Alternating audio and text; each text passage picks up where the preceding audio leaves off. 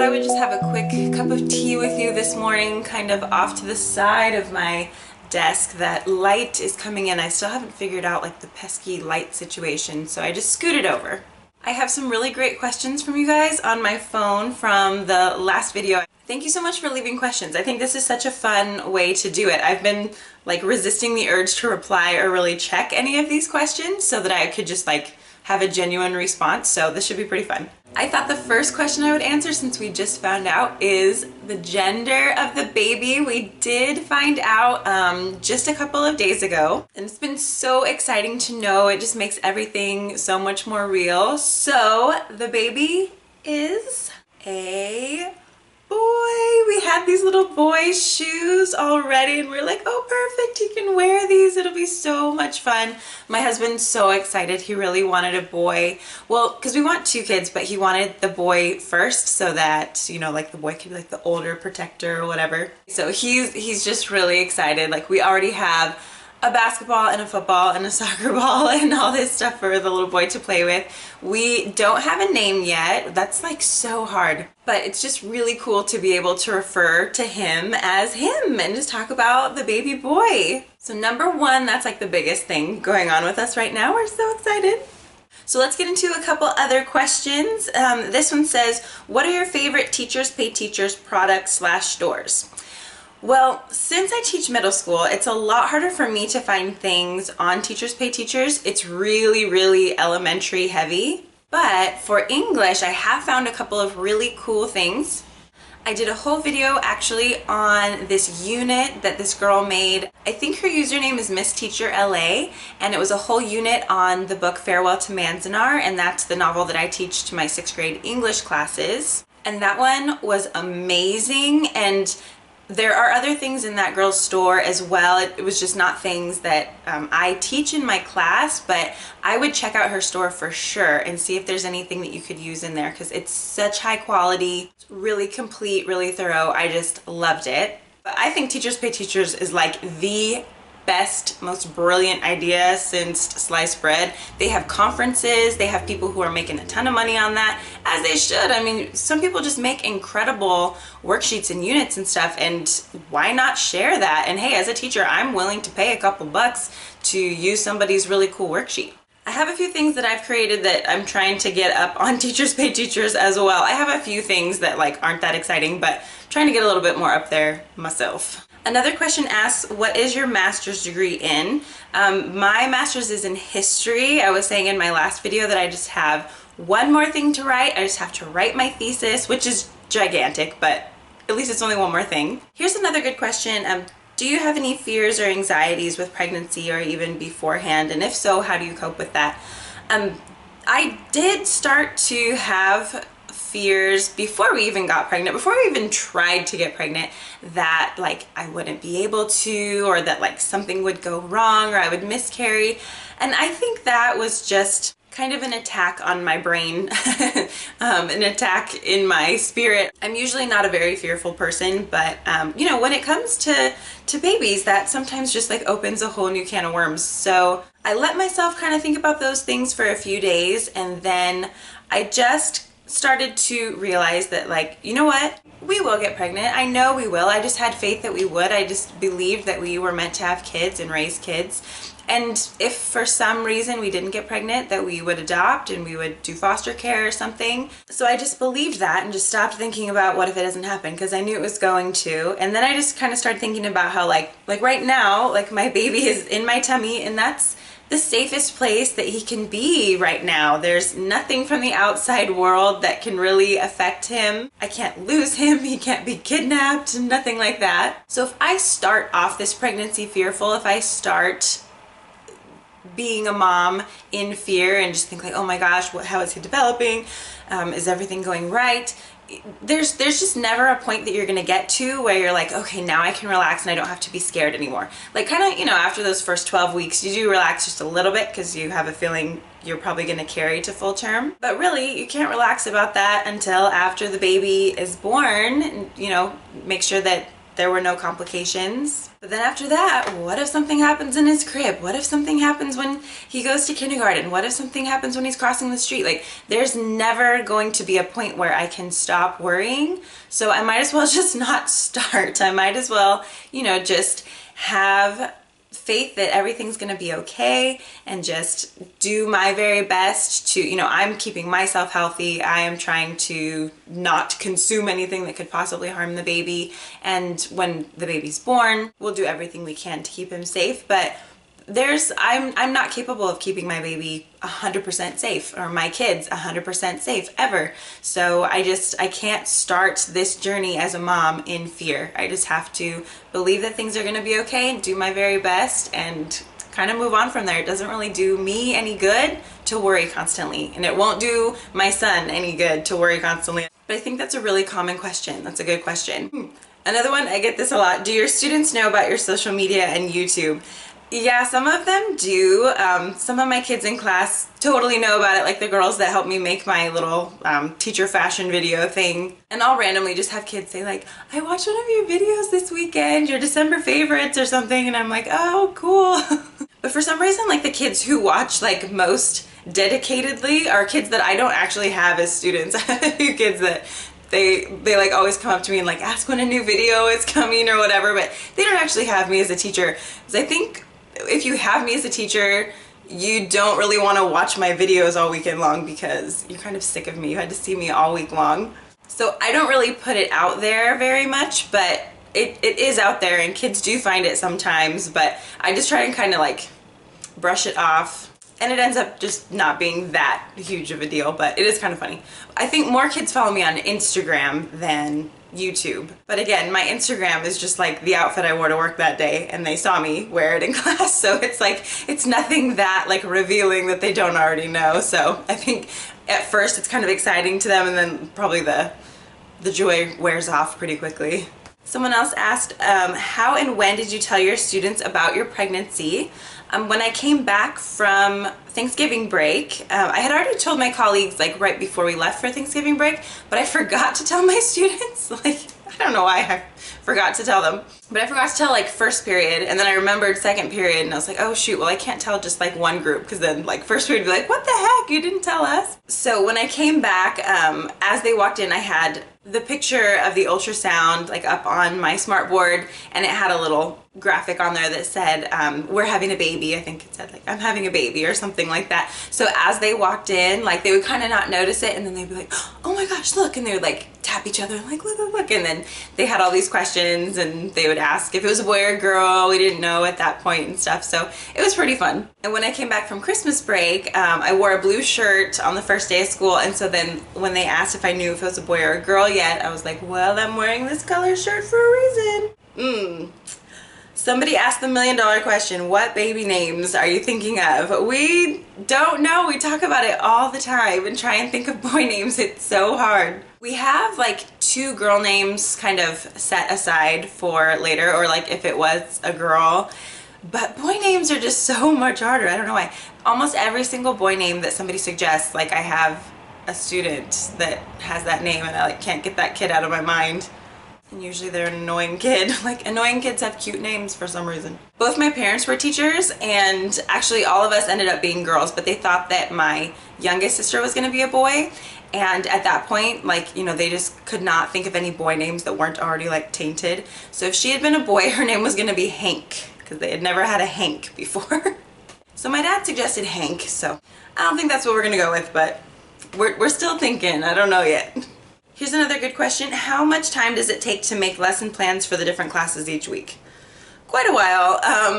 For my history classes, I have all of the worksheets and all of my lessons planned for like the last several years, and so I have them like in binders. I actually do a lot of my lesson planning on Snapchat, so follow me on Snapchat if you don't already. I don't snap every single day, but then some days I'll have like a really long succession of videos. So maybe I'll show this next week. I have like binders full of lessons, and I just kind of flip through the binder and look at like what worksheets coming up next. Sometimes I skip things. Sometimes I'm like, oh, that didn't go so well last year. Let me create something new. But I can kind of see like what content is coming next. I just write it down in my planner and make my copies. And if you see my classroom tour video, I have like these like plastic drawers, and so I put my copies in the drawer that's labeled for the different days of the week. For my English classes, we're usually going through some kind of a unit, like we'll be going through the ERWC unit, and I just kind of go with whatever's coming next there. Right now we're focusing on a little bit more vocabulary stuff. We use the Wordly Wise books. I don't know if anyone else uses those. I like them, and we had not done one in forever, so I'm gonna spend like a week on Wordly Wise. But yeah, it takes several hours a week to plan for each class. And then my drama classes, they're usually working on some kind of a performance or whatever. So last quarter we really focused on choir and singing, and we had some performances that we had to get ready for. So, you know, the lesson plan was just kind of like, okay, work on the harmonies on the chorus of this song, like this whole period. Right now we've moved on to more like improv games, which is so much fun. I'm freaking loving it. We use this book called Raising the Curtain, which is really good if you're a drama teacher or you want to infuse some kind of like improv into your class just for fun. I like that these are so like varied. So will your husband ever be in one of your videos? I don't know. He's so private. Like he hardly ever goes on Facebook. He doesn't have like Instagram or anything. The funny thing is though that he's a rapper. Like he's a performer, he's a writer, a songwriter, but he only likes to put out like stuff that he has worked really hard on, or like that, you know, like this is finished, I can put this out. And so I don't know if he would ever really want to be in a video. And he's more one of those teachers where he's like, I don't want my kids knowing anything about me, I don't want them looking up anything. Like I don't really care, but he does. But I'm gonna put him on blast for a second. This is his album. See, his picture is not even on his album. Like that's how he does this. It's called Audio Therapy by Solid McKnight, and this is a very good representation of the kind of person he is. I think he wrote all the songs, he performed all the songs, recorded all the songs, and it's super good. I love this album. So I will see if he'll ever agree to do like a husband and wife Q&A or something like that. But I don't know if he will. My friend on YouTube, A Little About a Lot, her husband Drew sometimes comes into her videos, and Derek, my husband, and Drew are friends, so maybe I can be like, well, Drew did it, so you should do it too. If he can handle it, then you should do it. But we shall see. I don't know. Oh, okay, so I kind of already answered this question. This lady is a drama teacher. She wants to teach drama eventually, and she's wondering like the difference in formatting between like my other classes and drama classes. And so rewind a little bit, I guess. And again, that book, that Raising the Curtain, is really good. I would suggest getting that. And she also asks, which subject do you like teaching the most, and how do you manage all three subjects? I like teaching history the most. If I could teach history all day long, that would be ideal. History is my favorite, you know, that's what I'm getting my master's in. That's what I love. It's what I love to teach. English ends up being fun, but a lot of stuff gets dumped on the English department. Like it's a lot more high stakes. Like no one really cares about history. They just kind of let you do your thing. So if I could just be in the history department, I would be ecstatic. And drama's super fun. I always kind of dread it because now see, these are the kids who watch my videos, but the kids in the drama class are like so much more outgoing and like energetic, and which is why they're in drama, and it's great for them. But you know, sometimes I'm walking down to that class and I'm like, oh, this is gonna be so crazy. But then it always ends up being really fun. Like I have such a good time with them. Like I'm always just braced for like the overwhelming energy, but then I end up totally enjoying it. But yeah, history and like one prep, oh my gosh, that would be amazing. Someday when I'm like almost about to retire, then I'll move up in ranks and get to do that. But for now, I'm at the bottom of the totem pole, and they're just gonna give me a million preps forever, so.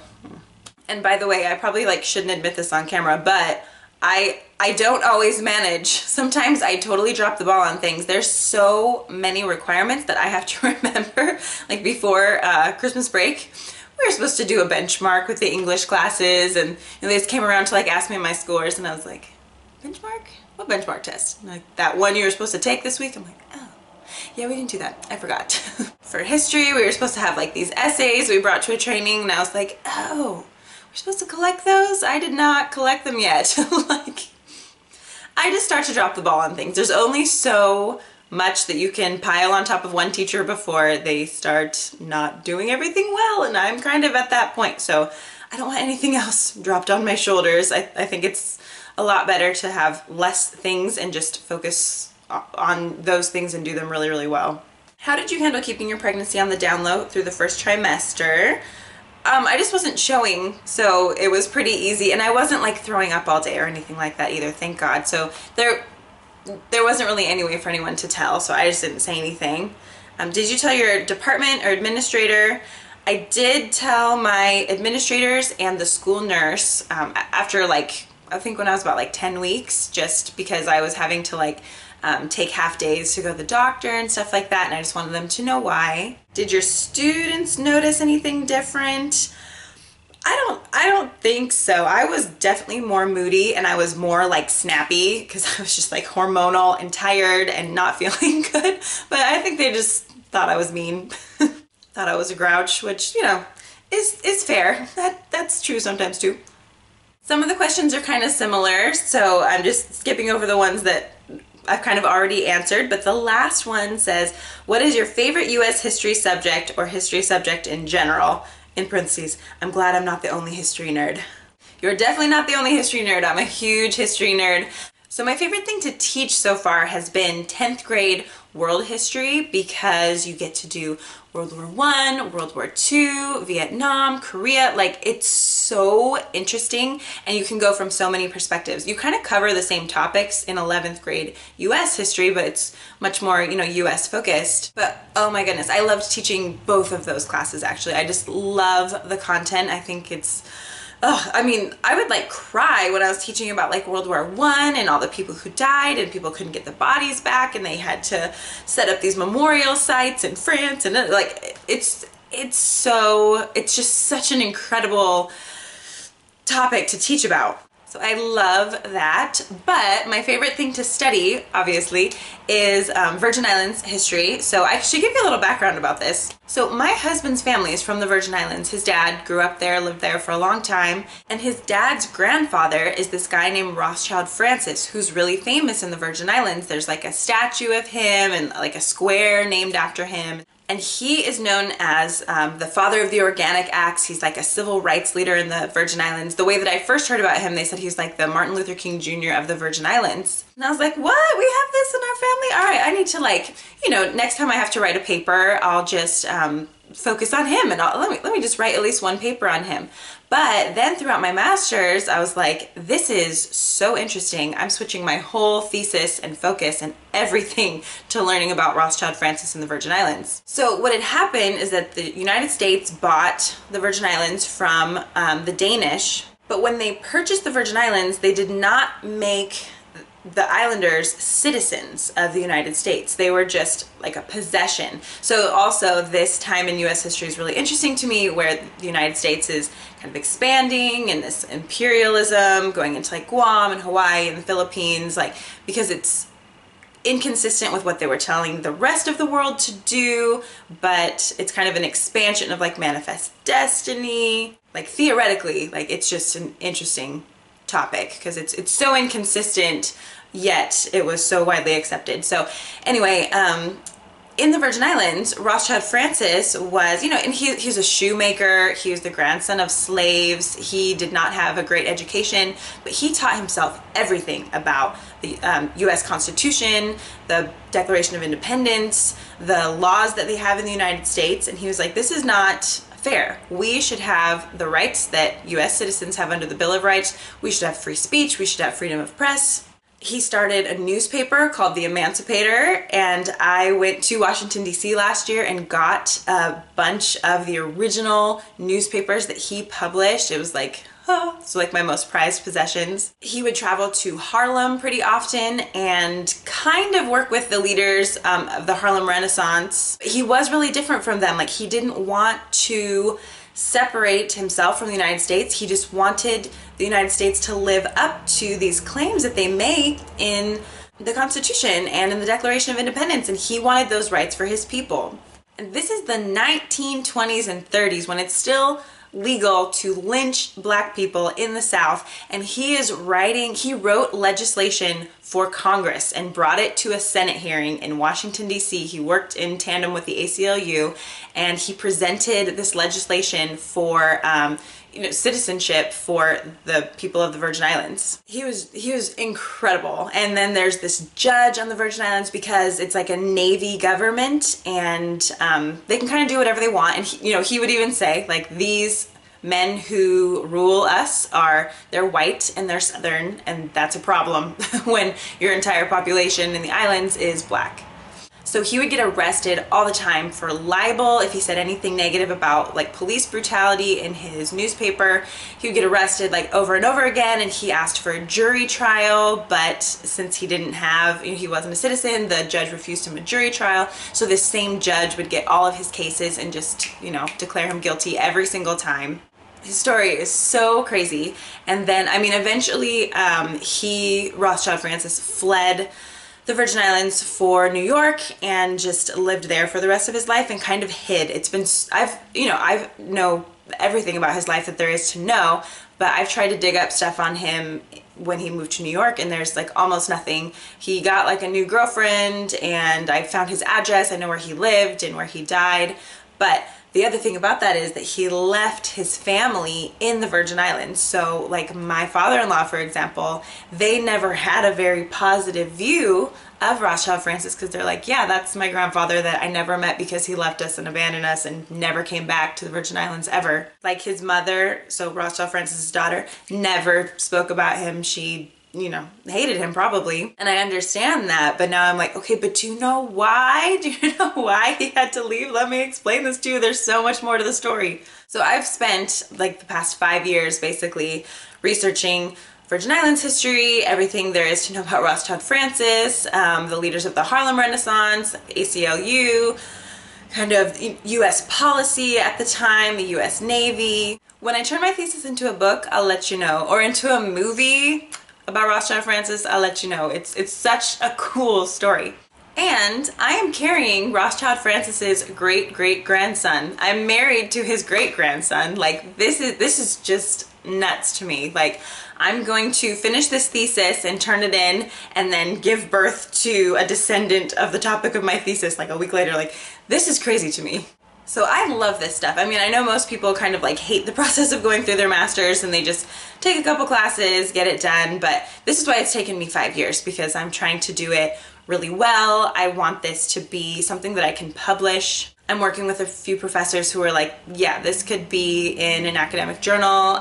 You should go to conferences and present this research, which I've done a couple of times, and I want to do a little bit more of that this year before, I'm out of academia. I love being on campus. I love being in the library and meeting with professors and going to conferences and presenting research. I love all that kind of stuff. So that's why I kind of want to teach at the junior college level, maybe once I get my master's. Several people have encouraged me to get my PhD, but I don't know. I don't know if I love it that much. And I have this little guy coming, so we'll see. I may need a break from school. I've been in school straight for, you already know, 12 years.